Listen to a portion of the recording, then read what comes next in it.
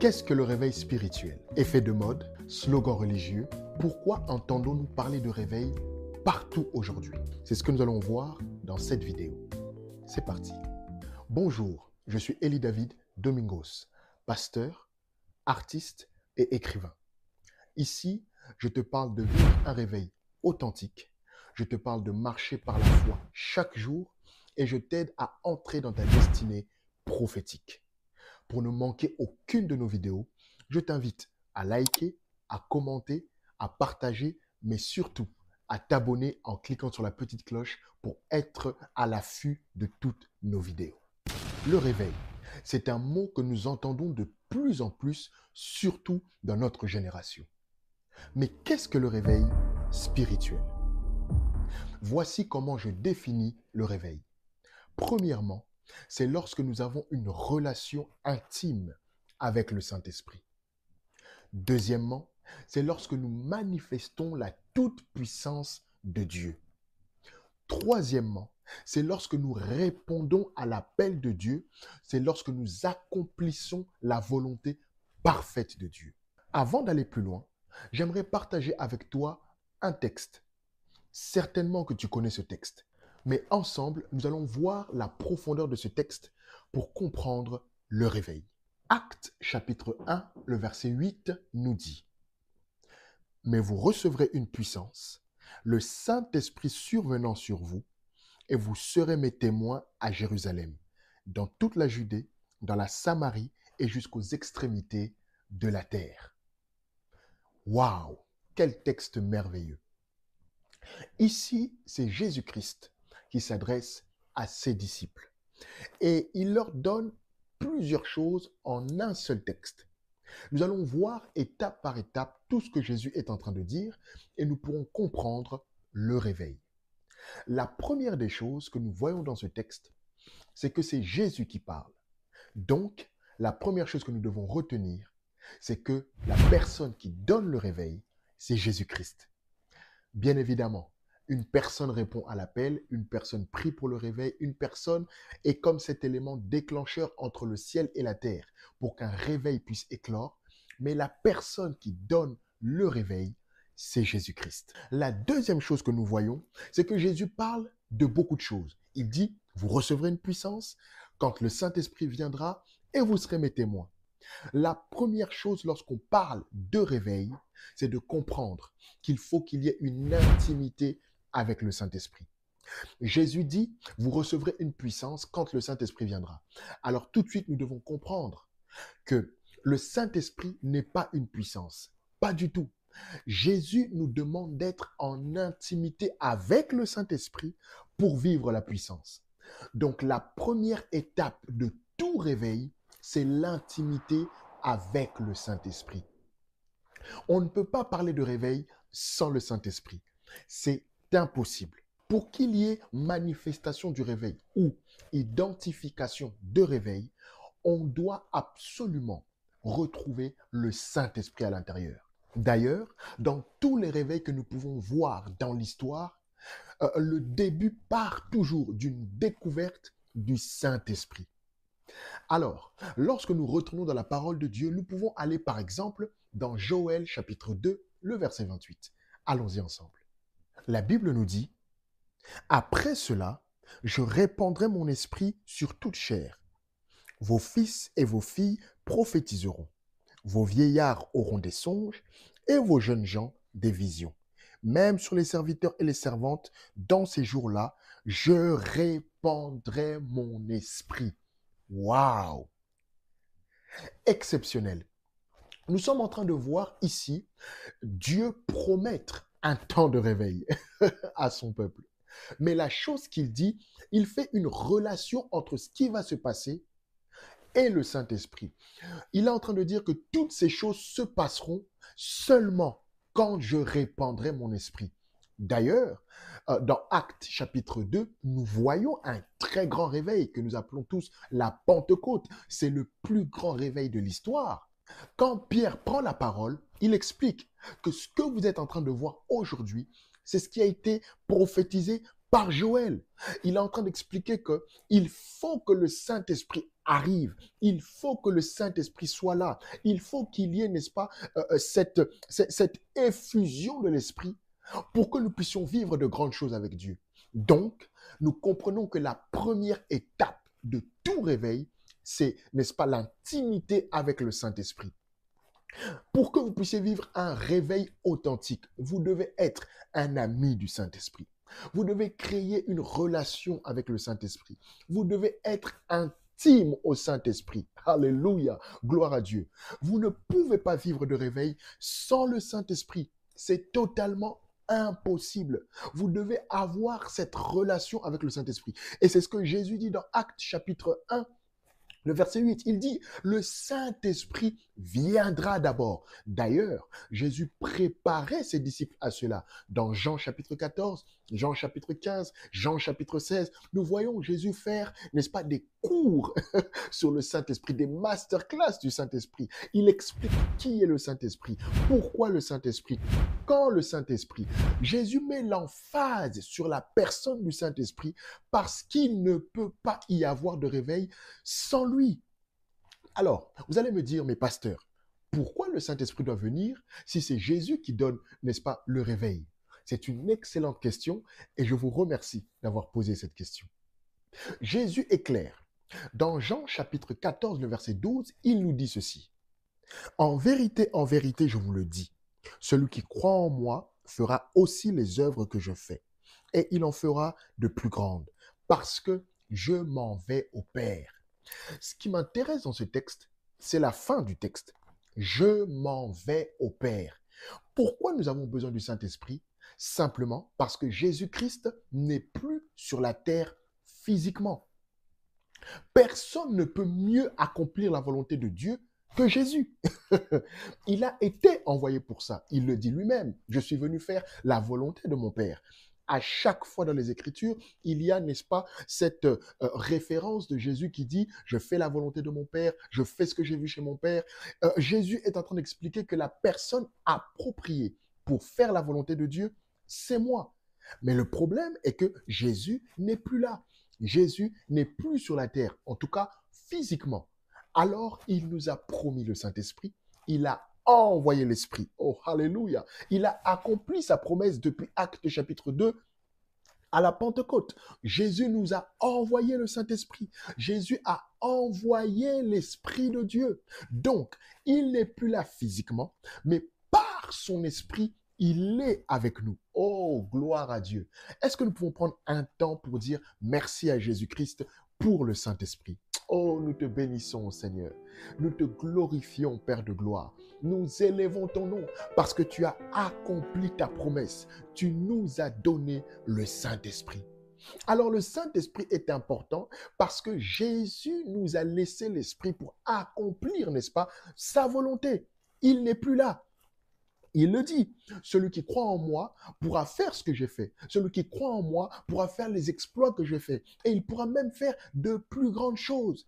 Seulement si il les fait par le Saint-Esprit.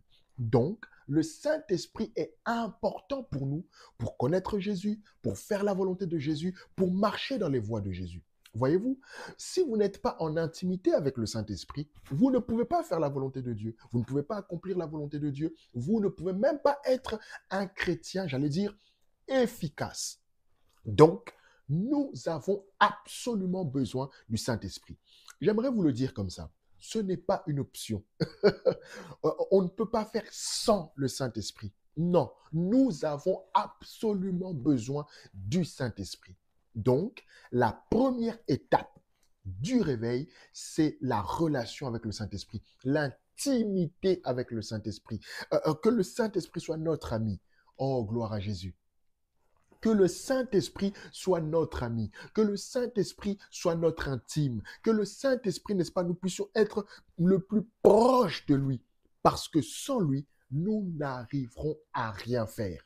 J'aime un texte de Jésus dans le livre de Jean chapitre 15 qui m'a toujours fait sourire. Jésus dit, sans moi, vous ne pouvez rien faire. Sans moi, vous ne pouvez rien faire.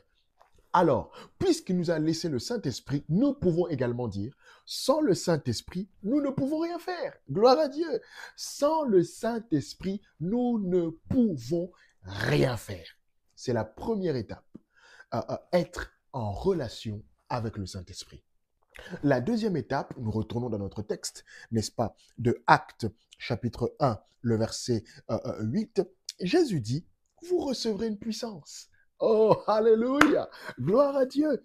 Vous recevrez une puissance. La deuxième étape, n'est-ce pas, du réveil, c'est recevoir la puissance de Dieu.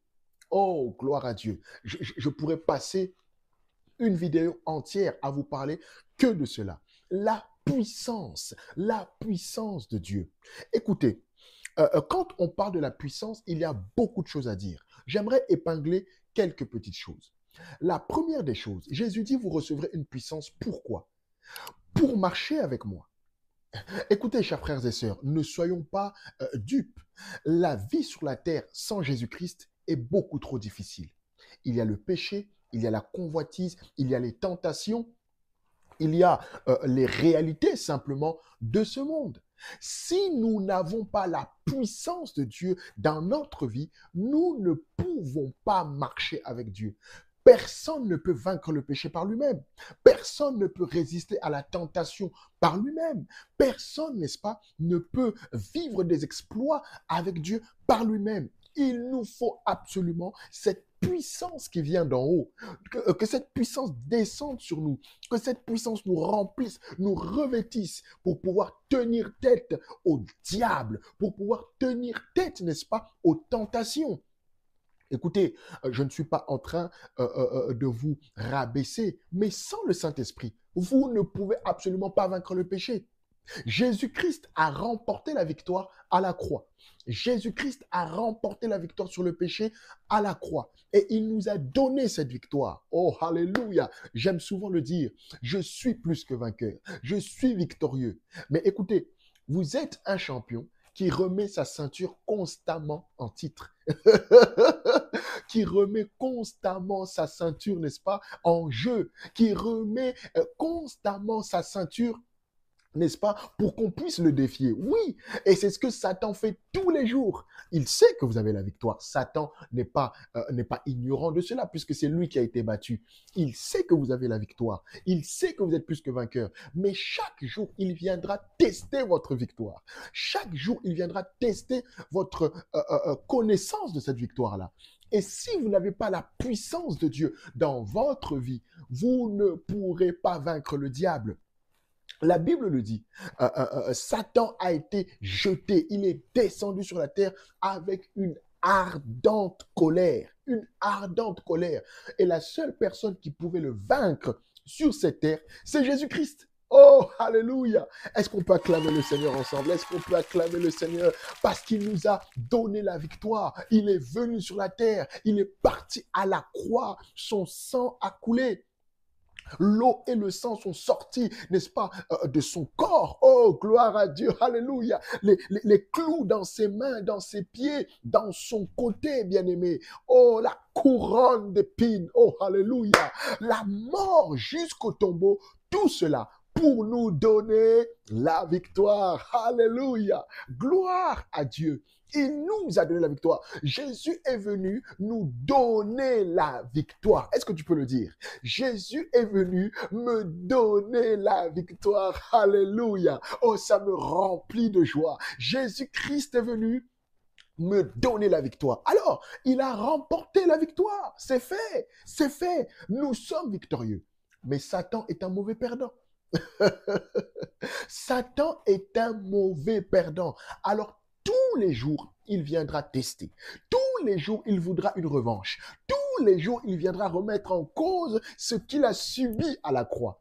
Voilà pourquoi nous avons besoin de la puissance de Dieu pour résister, n'est-ce pas, au diable. Nous avons besoin de la puissance de Dieu pour résister aux manœuvres du diable. Nous avons besoin de la puissance de Dieu pour tenir ferme face aux tentations et toutes les convoitises de ce monde. C'est la première chose. Mais la deuxième chose, nous avons également besoin de la puissance de Dieu pour manifester Dieu sur cette terre. Oh, alléluia. Nous l'avons lu tout à l'heure. C'est Jésus-Christ qui dit, vous ferez ce que j'ai fait. Mais bien aimé, qui peut faire ce que Jésus a fait? Qui? Ni moi, ni vous. Personne ne peut le faire. Jésus est le seul en son genre. Il est unique en son genre. Mais qu'est-ce qu'il a fait? Il dit, je ne vous laisse pas comme ça. Je vous donne ma puissance. Oh, alléluia. J'aimerais lire pour vous rapidement deux textes. Deux textes merveilleux. Le premier sera dans Matthieu, chapitre 28. C'est l'un de mes textes vraiment préférés. Matthieu, chapitre 28. Nous allons lire à partir du verset 18. Il dit, Jésus s'étant approché leur parla ainsi. Tout pouvoir m'a été donné dans le ciel et sur la terre. Waouh! Tout pouvoir m'a été donné. Oh, alléluia! Voilà pourquoi j'aime Jésus. Parce que tout pouvoir lui a été donné. Tout pouvoir lui a été donné. Mais regardez ce qu'il fait. Il dit, vous recevrez une puissance. Donc, il y a transfert de puissance. Oh, alléluia! Waouh! Il y a transfert de puissance. Tout ce pouvoir qu'il a reçu, toute cette autorité qu'il a reçue, toute cette puissance qu'il a reçue, il nous la donne. Pourquoi? Parce qu'il dit, allez, allez, j'ai reçu le pouvoir, allez-y. Oh, alléluia. Allez maintenant. Pourquoi? Parce que je vous donne cette puissance. Le Saint-Esprit viendra sur vous et il vous permettra d'avoir cette puissance. Il y a un homme qui l'avait compris dans la Bible. C'est l'un de mes personnages préférés. L'apôtre Paul, dans 1 Corinthiens, n'est-ce pas, chapitre 2, le verset 4 et 5, il dit, et ma parole et ma prédication ne reposaient pas sur les discours persuasifs de la sagesse, mais sur une démonstration d'esprit et de puissance, afin que votre foi fût fondée non sur la sagesse des hommes, mais sur la puissance de Dieu. Oh, alléluia. Voyez-vous, la deuxième étape, c'est que la puissance de Dieu nous permet d'être efficace pour Dieu. La puissance de Dieu nous permet de travailler avec des preuves. La puissance de Dieu nous permet de guérir les malades, de ressusciter les morts, d'ouvrir les yeux des aveugles, n'est-ce pas? D'apporter la paix, d'apporter la joie. La puissance de Dieu nous rend surnaturels. Oh, alléluia! Gloire à Dieu au plus haut des cieux. La puissance de Dieu vous rend surnaturel. Vous n'êtes plus quelqu'un de normal, de lambda, de banal. Pas du tout. Quand la puissance de Dieu descend dans votre vie, oh, alléluia, quand la puissance de Dieu descend dans votre vie, quelque chose de surnaturel se passe. Et je veux vous dire quelque chose. Même Jésus-Christ avait besoin de cela. Vous allez me dire, oh, ah bon? Oui, Jésus-Christ ne pouvait pas travailler sur la terre sans les deux étapes que nous venons de voir. La première des choses, après son baptême, Jésus-Christ a reçu le Saint-Esprit. La Bible dit quand il est sorti de l'eau, l'Esprit est descendu sur lui sous forme de colombe. Jésus a reçu le Saint-Esprit. La deuxième des choses, et là, j'aimerais le lire avec vous dans le livre de Luc, chapitre 4, le verset 14. Luc, chapitre 4, le verset 14. Jésus, revêtu de la puissance de l'Esprit, retourna en Galilée et sa renommée se répandit dans tout le pays d'alentour. Il enseignait dans les synagogues et il était glorifié par tous. Wouh! Alléluia! Gloire à Dieu! Voyez-vous, Jésus revêtu de la puissance. Je comprends que avant ça, si je fais la lecture, hein, avant ça, la renommée de Jésus n'existait pas. Avant ça, Jésus n'enseignait pas dans les synagogues. Avant ça, Jésus n'était pas glorifié par tous. Cher ami, pour atteindre une autre dimension dans votre vie avec Dieu, vous avez besoin de la puissance de l'Esprit, de la démonstration de l'Esprit, comme l'a dit l'apôtre Paul. Vous avez besoin que l'Esprit de Dieu chamboule votre vie. Oh, alléluia. Vous avez besoin que l'Esprit de Dieu vous rende surnaturel. Est-ce que vous pouvez le marquer en commentaire? Je suis surnaturel. Je suis surnaturel. Oh, alléluia. Je suis surnaturel. tant que vous ne vivez pas cette étape de la puissance de Dieu, vous aurez une vie chrétienne banale. Vous n'aurez pas de grands résultats. Vous n'aurez pas, n'est-ce pas, cette gloire de Dieu qui environne la vie de quelqu'un. C'est la puissance qui emmène cela. Jésus en a eu besoin. Si Jésus en a eu besoin et que Jésus est notre modèle, pourquoi nous allons nous priver de cette puissance-là? C'est parce que Jésus avait la puissance de Dieu qu'il a pu guérir, n'est-ce pas, les malades, que les démons quittaient les corps, que les aveugles voyaient, que les morts étaient ressuscités. Et j'aimerais vous dire quelque chose. L'apôtre Pierre a dit, cette promesse est pour vous et vos enfants. En d'autres termes, cette promesse est pour vous actuellement, à qui je parle maintenant, mais ça sera également pour les générations futures. Je suis en train de vous expliquer que la promesse de la puissance de Dieu est encore d'actualité. Alléluia. J'ai la joie quand je parle de ces choses parce que Dieu ne fait exception de personne. S'il a utilisé Pierre, s'il a utilisé l'apôtre Paul, s'il a utilisé Jésus-Christ par la puissance de l'Esprit, il peut également le faire avec vous. Oh, alléluia! Est-ce qu'il y a des candidats à la puissance de Dieu? Est-ce qu'il y a des candidats à la puissance de Dieu? Oh my God, my God, my God. Est-ce qu'il y a des candidats à la puissance de Dieu? Nous avons absolument besoin de cette puissance pour marquer notre génération. Gloire à Dieu. Et la dernière chose que nous pouvons voir dans le réveil, nous retournons dans notre texte de base, n'est-ce pas? Actes chapitre 1, le verset 8. Jésus dit, vous recevrez la puissance, l'Esprit viendra et vous serez mes témoins. Oh my God. C'est l'une des étapes la moins connue ou parfois la plus négligée du réveil. Lorsque nous parlons de réveil, il faut qu'il y ait intimité avec le Saint-Esprit, manifestation de la puissance de Dieu, mais également accomplissement des desseins de Dieu. Et c'est la plus haute dimension du réveil. Jésus dit, les deux étapes viendront faire de vous des témoins. Un témoin, c'est simplement quelqu'un qui a vécu quelque chose et qui en parle. OK? C'est ça un témoin. Un témoin, ce n'est pas une personne qui a entendu parler de quelque chose au loin. D'ailleurs, vous remarquerez que dans la Bible, les apôtres faisaient souvent référence au fait qu'ils ont été des témoins oculaires, qu'ils ont vécu les choses avec Jésus.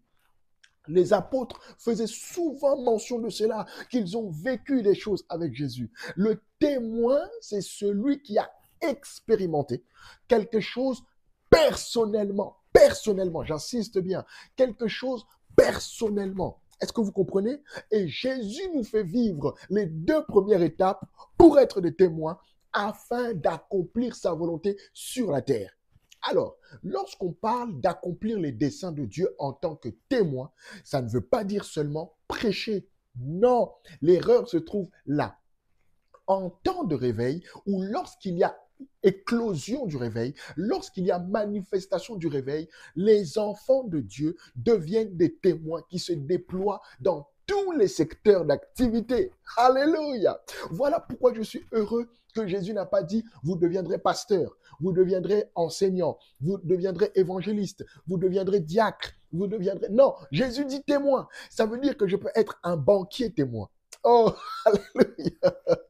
Ça veut dire que je peux être un mécanicien témoin. Ça veut dire que je peux être un président de la République témoin. Ça veut dire que je peux être une mère au foyer témoin. Ça veut dire que je peux être, n'est-ce pas, un chauffeur de bus témoin. En temps de réveil, oh, alléluia, my shakaraya baba. En temps de réveil, les enfants de Dieu sont déployés. Voilà pourquoi Jésus-Christ a dit, vous êtes la lumière du monde, le sel de la terre. J'aime comment il insiste. Il dit, Père, ne les enlève pas de la terre parce que nous avons besoin de témoins sur la terre. Les amis, nous avons besoin de comprendre cette haute dimension du réveil.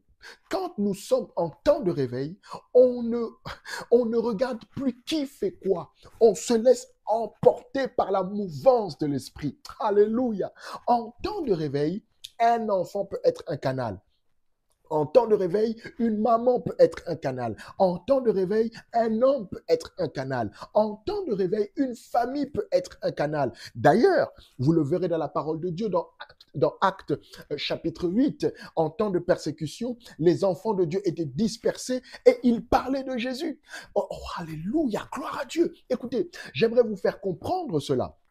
En temps de réveil, Dieu utilise votre vie. Dieu utilise votre témoignage. Dieu utilise votre personne. En temps de réveil, vous êtes un instrument pour la gloire de Dieu. Oh, alléluia. Je sens la présence de Dieu.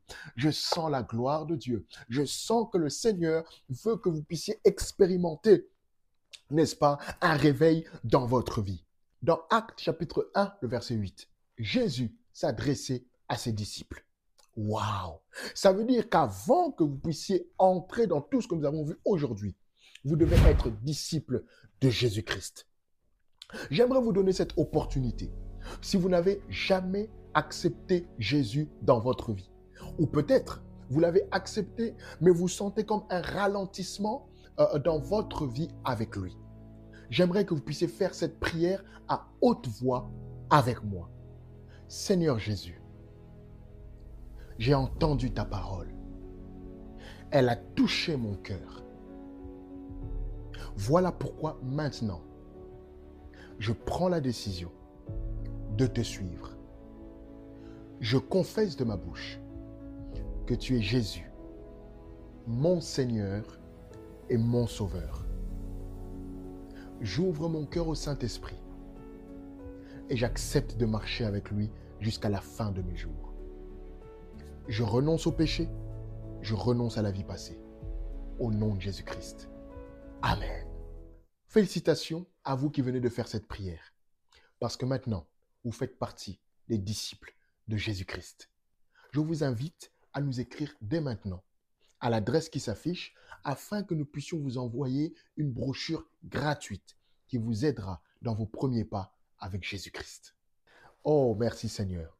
Maintenant, j'aimerais prier avec toi qui désire expérimenter un réveil. Oh, alléluia. J'ai fait cette prière des centaines de fois et à chaque fois, j'ai vu le Seigneur relâcher des réveils dans la vie de plusieurs personnes. Aujourd'hui, c'est ton tour. Alors que je vais prier, je vais juste te demander de croire fortement dans ton cœur que Jésus-Christ libère un réveil dans ta vie. Prie avec moi. Père très saint, je prie pour mon frère, pour ma sœur, pour cette famille, pour ton serviteur. Je prie pour cette personne qui est en train de me suivre maintenant. Et je te demande, oh alléluia, de libérer un réveil puissant dans sa vie. Que le Saint-Esprit de Dieu, maintenant, entre en action dans sa vie, afin qu'il expérimente un réveil puissant. Et cela au nom glorieux et puissant de Jésus-Christ. Amen. Que le Seigneur te bénisse. N'oublie pas de t'abonner, de partager, de commenter.